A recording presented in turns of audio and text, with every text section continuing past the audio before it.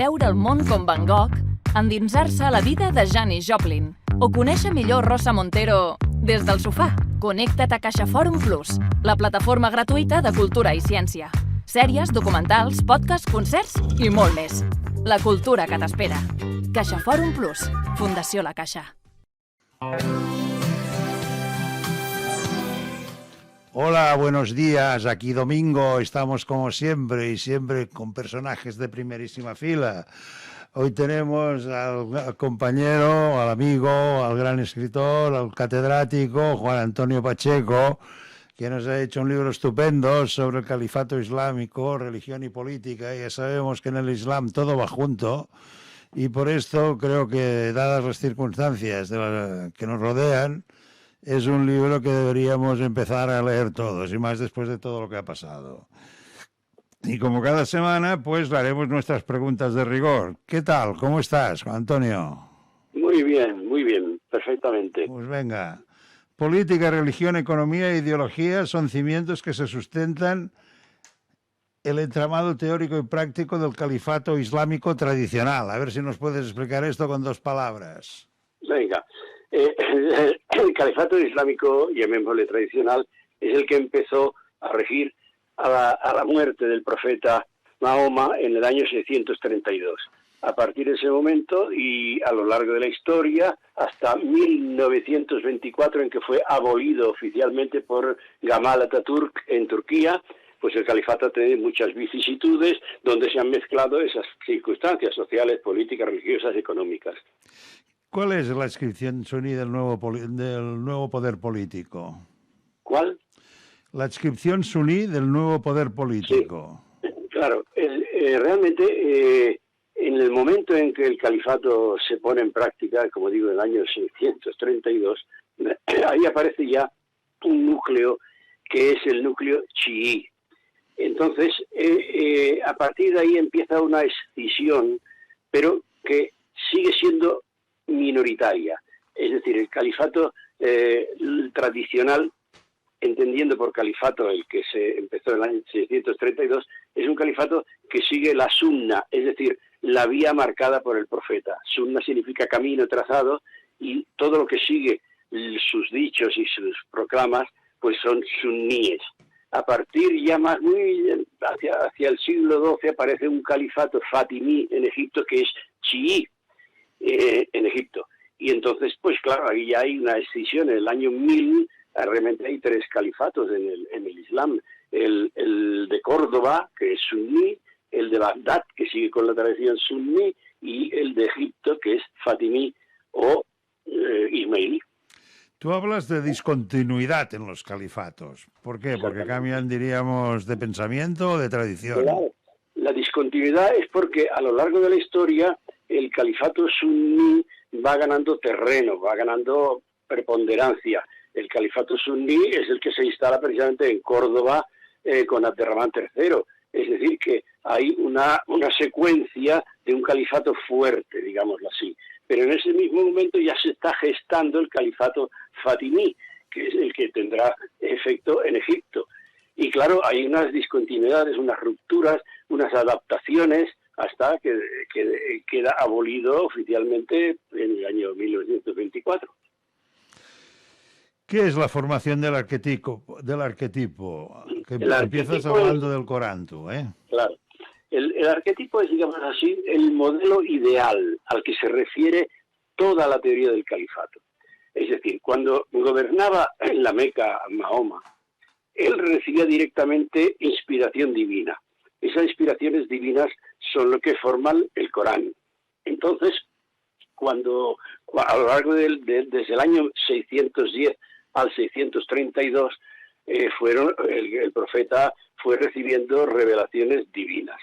Y realmente la comunidad que se estaba formando era una comunidad de creyentes que estaba realmente no gobernada por Mahoma, sino por la inspiración divina directa, que es la que marcaba los pasos a seguir en la comunidad naciente.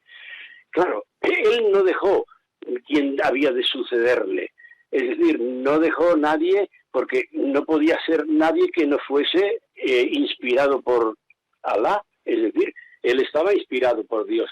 Por tanto, nadie podía ostentar ese poder.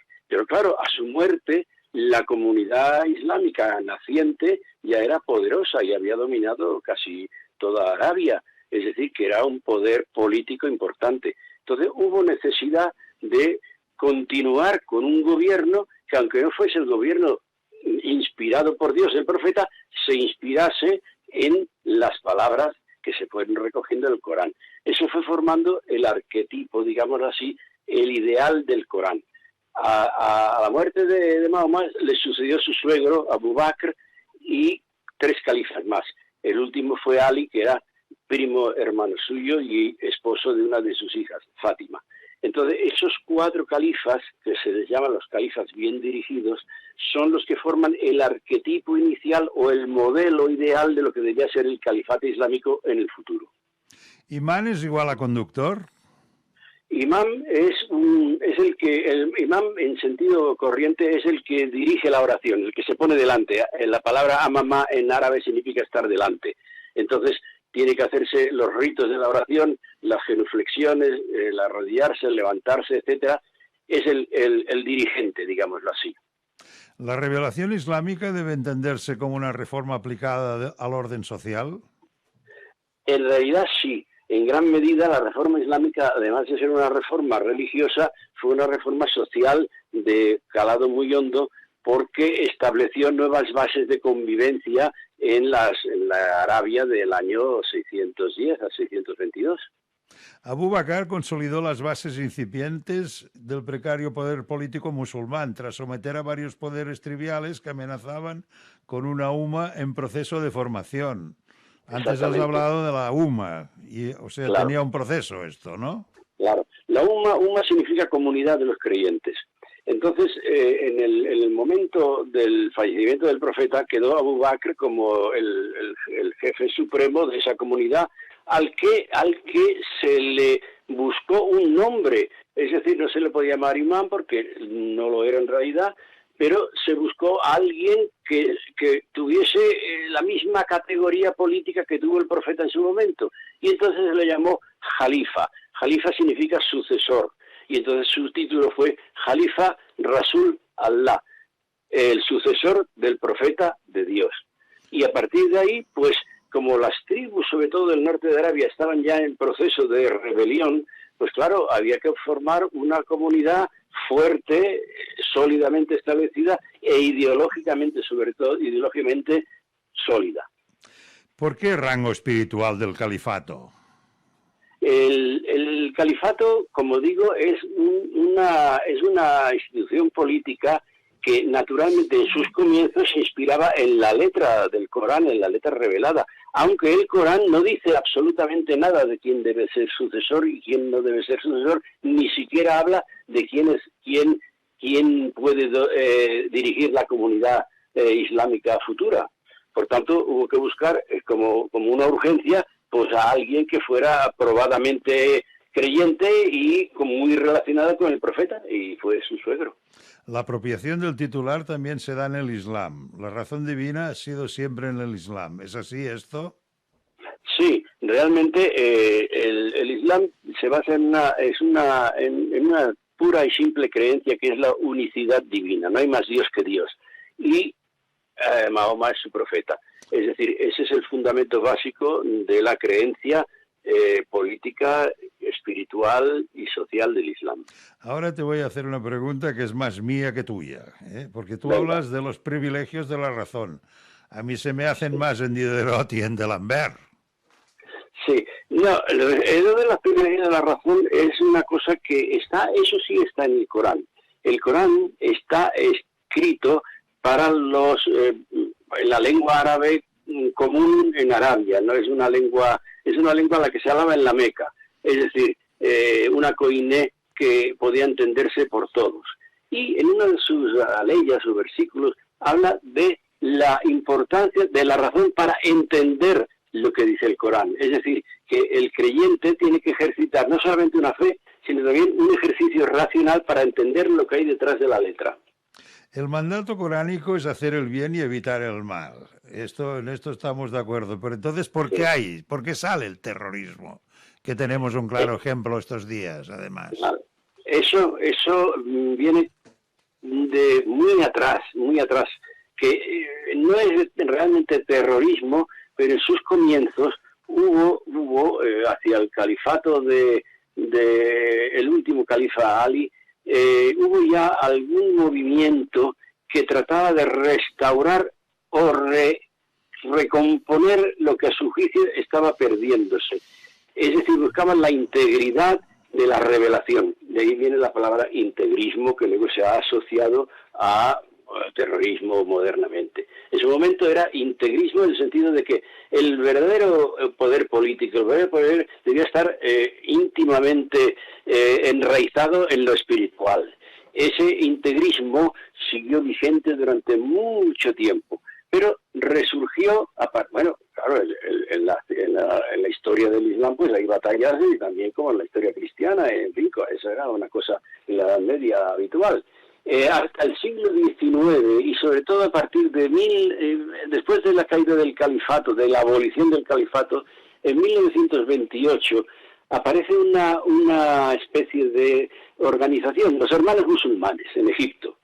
Entonces ellos reivindican el combate, y a partir de ahí ya aparece una variante nueva, el combate que es yihad, el yihadismo, que en el Corán tiene dos acepciones: un yihad mayor, que es el combate del creyente contra sus propios defectos y pasiones, y un Corán menor, que es el Corán contra los infieles. Un califa ordenó la supresión del color negro. A mí se me hace muy raro que un califa ordene la supresión del color negro. Sí, es que hay que tener en cuenta que el juego de los colores realmente es curioso, porque no sé, en otras culturas, por ejemplo en la cultura maya, en la cultura maya clásica, tuvo mucha importancia el color de las vestiduras, e incluso la liturgia católica tiene colores en la liturgia, en los tiempos de Adviento, en los tiempos de Cuaresma, en fin. Entonces el color realmente clásico era el color verde y blanco, que era una túnica que tenía el profeta a rayas verde y blanca. Es decir, que el color de los omeyas fue verde, por eso la bandera de Andalucía es verde y blanca. Y posteriormente, cuando entró en el año 810 el poder abbasí, el califato abbasí, cogió el negro como distintivo, el color distintivo. Y ese color pues fue vigente hasta casi los tiempos actuales. Ya ve cómo están los vestidos de negro las mujeres, los clérigos, etcétera. Entre los árabes antiguos siempre ha habido filósofos y filosofía. Aún así, Abu Nasr estudió a Aristóteles y Platón. No eran tan cerrados como ahora, eran mucho más abiertos los árabes antiguos. Totalmente. Sobre todo eso fue el califato de Bagdad. En el año 830 el califa al-Ma'mún tuvo una especie de tolerancia a todas las filosofías y creencias que estaban entrando en la zona, porque Bagdad era un centro de comunicaciones muy importante. Entonces él mandó expediciones al mundo que había sido el mundo griego, las partes de Siria sobre todo, donde los monjes nestorianos conservaban manuscritos de Aristóteles, de Plotino, de Platón, y los mandó llevar a Bagdad, donde se estableció la llamada Casa de la Sabiduría, y donde había un equipo de traductores que tradujeron esas obras, fueron aceptadas por los sabios del momento, en base a ese espíritu racional que decía al principio, esa valoración de la razón. Ellos vieron que había habido en la filosofía griega personajes como Aristóteles que habían hecho un prodigio explicativo basándose exclusivamente en la razón, y ese es un racionalismo islámico que vino al Andalus, donde tenemos la gran figura de Averroes, y en el pensamiento judío con Maimónides. ¿Cuál es la ciudad virtuosa? Al-Farabi tenía un pensamiento tributario, además. Sí, Al-Farabi leyó a la teoría de Platón. La teoría de Platón, como todos sabemos, es la República de Platón, habla de una ciudad ideal que no se puso nunca en práctica.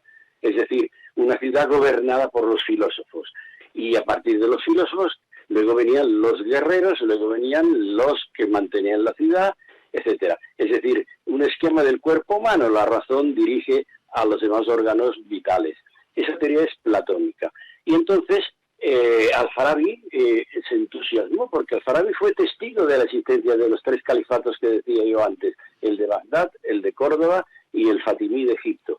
Y entonces trató de exponer una teoría, digámoslo así, que unificase de nuevo.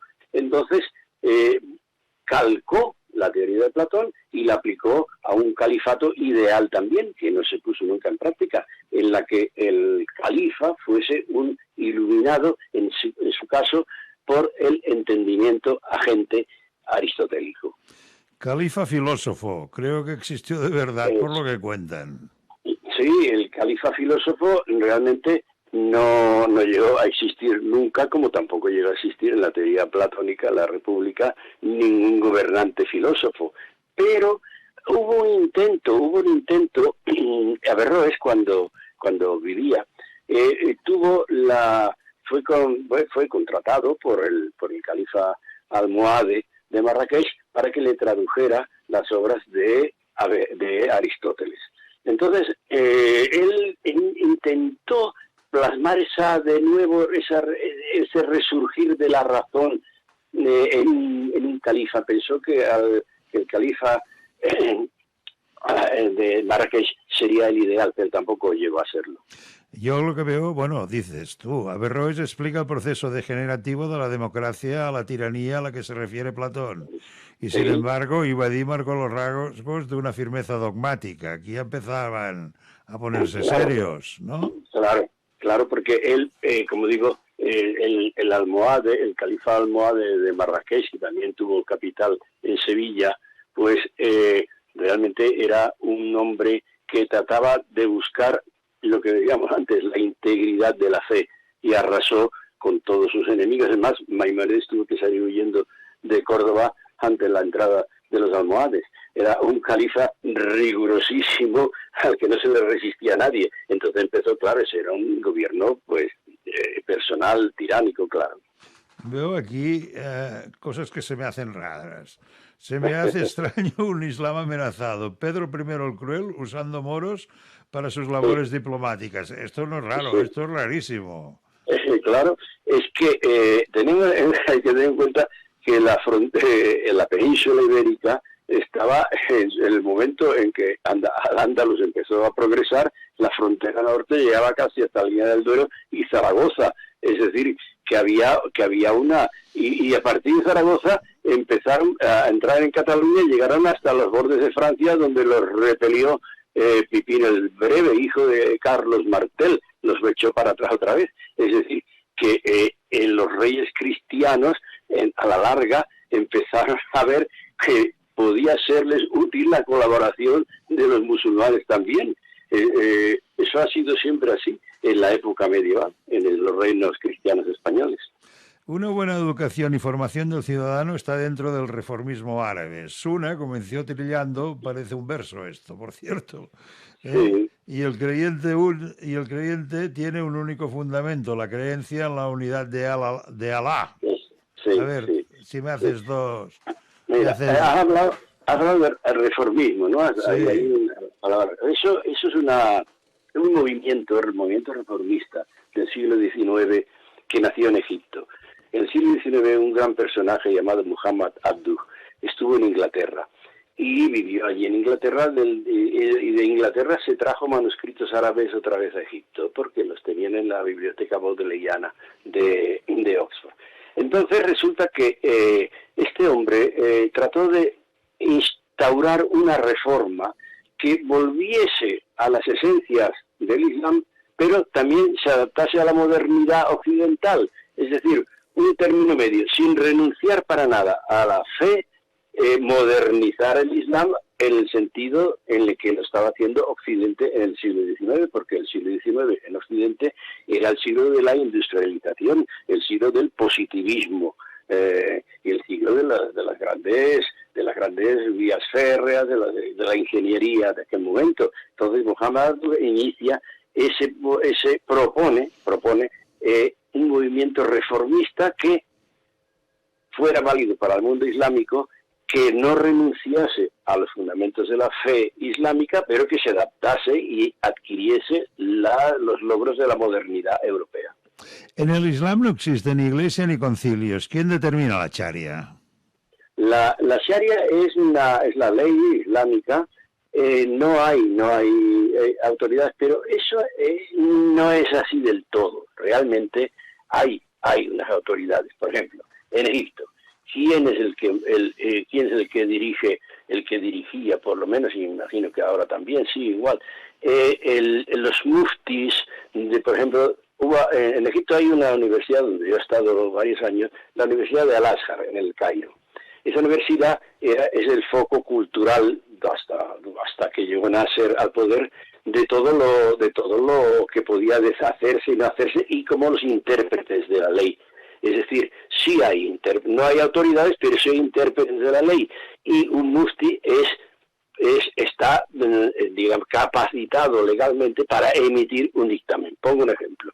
Cuando Nasser llegó al poder en 1953, en la revuelta de los oficiales libres, hubo un contacto con América para América venderles la Coca-Cola. Entonces, que hoy es de uso común en el mundo árabe e islámico. Entonces, los muftis de Al-Azhar, del Cairo, dijeron, oye, cuidado, esto puede ir contra la ley islámica que prohíbe el alcohol, esto es bebida alcohólica, y le pidieron a los americanos que les dijeran la fórmula de la Coca-Cola. Los americanos dijeron, hombre, eso está en una caja fuerte, eso es secreto, no podemos decir. Y entonces lo probaron la Coca-Cola, mucha Coca-Cola, no se embriagaron y emitieron un dictamen, una fatwa que se llama, diciendo la Coca-Cola es válida para beberla el creyente. Y así está.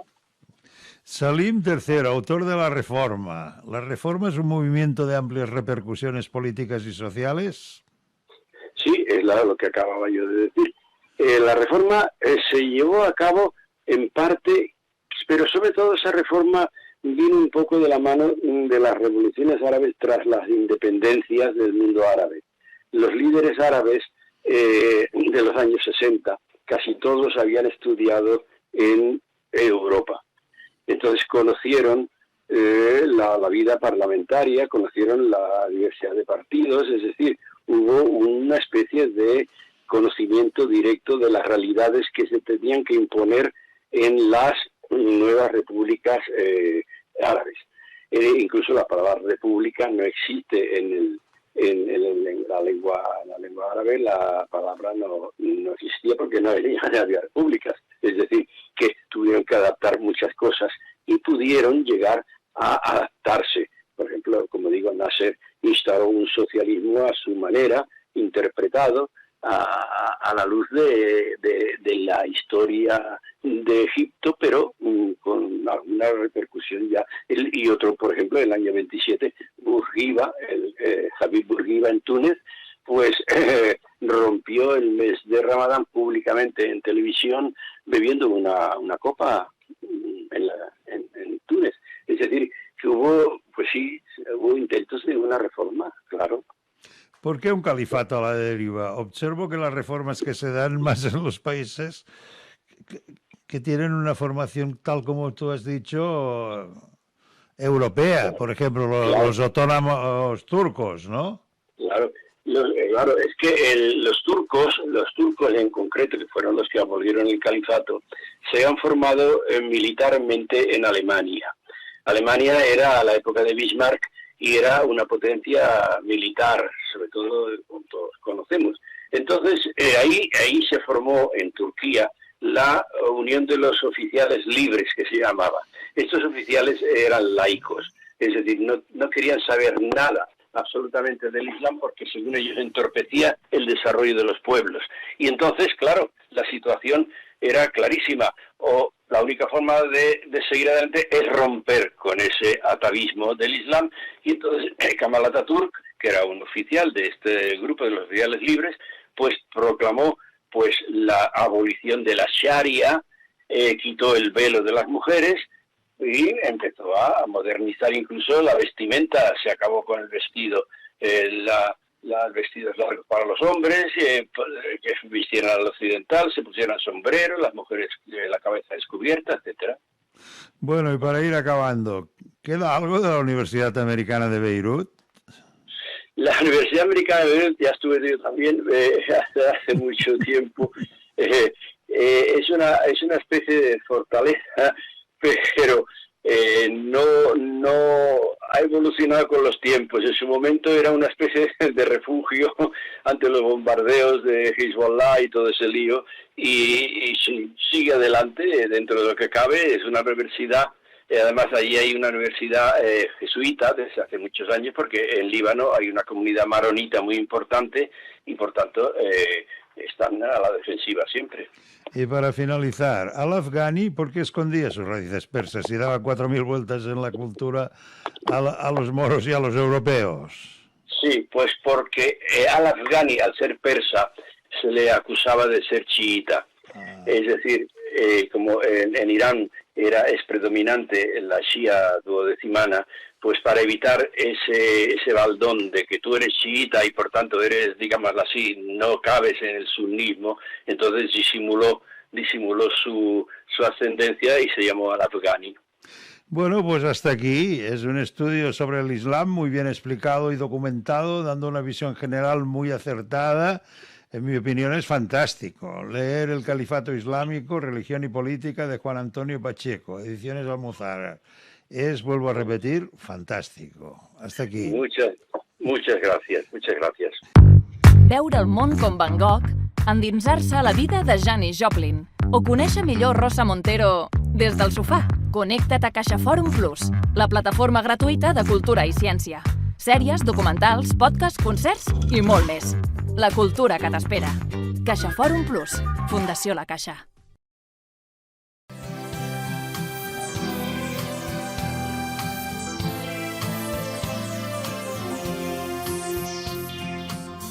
Programa patrocinat per CaixaBank i Saba Aparcaments.